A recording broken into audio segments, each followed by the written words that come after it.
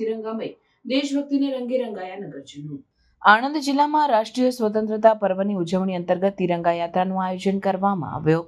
હર ઘર તિરંગા હર ઘર સ્વચ્છતા અને સ્વતંत्रता का उत्सव स्वच्छता के संग थीम સાથે યાત્રાની શરૂઆત થઈ।